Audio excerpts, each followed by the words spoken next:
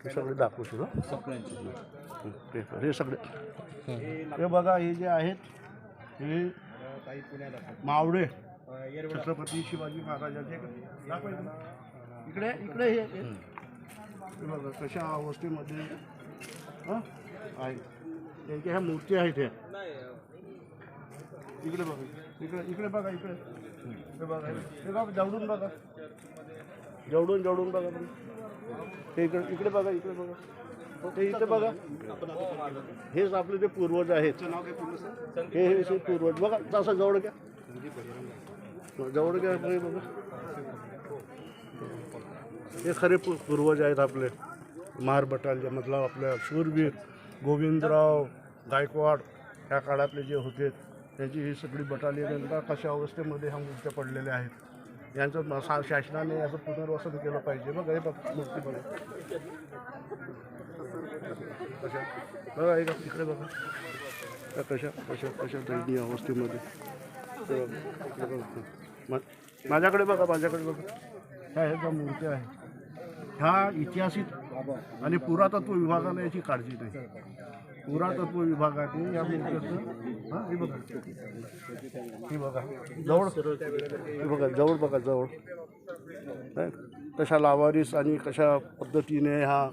फक्त हे मावळे होते आणि हे फक्त महार सैनिक होते म्हणून यांची ही अवस्था आहे ही दशा आहे आणि शासनाने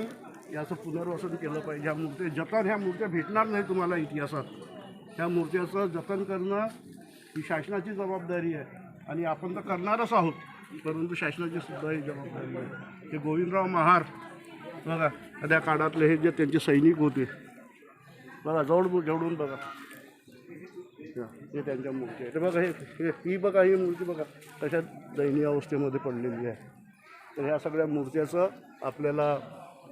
पुनर्वसन करून पुरातत्व विभागाला एक निवेदन देऊन शासनाने याचं पुनर्वसन करून एक मोठं संग्रहालय संभाजी महाराज यांच्या समाधीसमोर निर्माण केलं पाहिजे आणि यासाठी आपण महाराष्ट्रामध्ये चांगला एक लढा आणि एक चांगलं आंदोलन करणार आहोत आणि ह्या मूर्त्याचं जतन झालं पाहिजे आजच्या प्रसंगी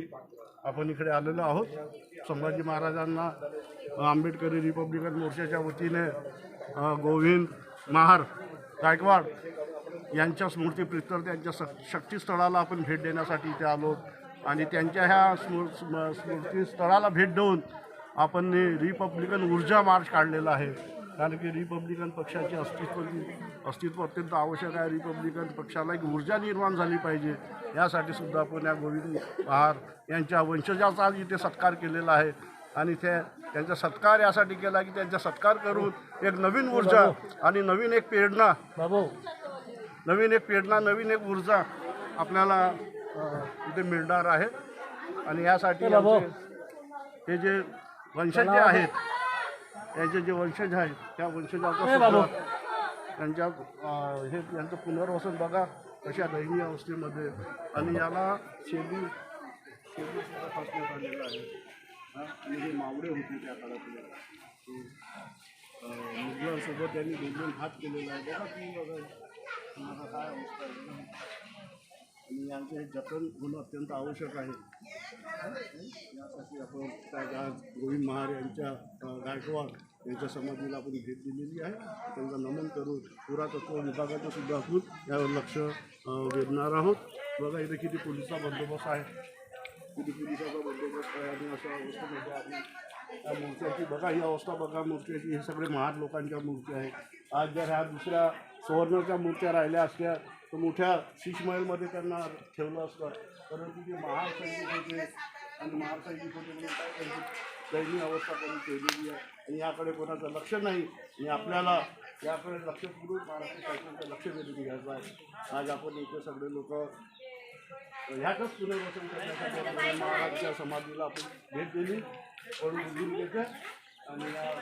या मूर्त्याचं रक्षण करण्यासाठी आपण एक महाराष्ट्रात एक टीम तयार करणार आहोत आणि या मूर्त्याचं जतन करणार आहोत कारण हा पुरावा हा ऐतिहासिक पुरावा आहे म्हणजे सैनिक होते महार बटालियन आमच्या मावळे जे होते संभाजी महाराजांसोबत जे महार लोकांची जी बटालियन होती त्यांची ह्या मूर्त्या अशा अवस्थेत पडली ठीक आहे.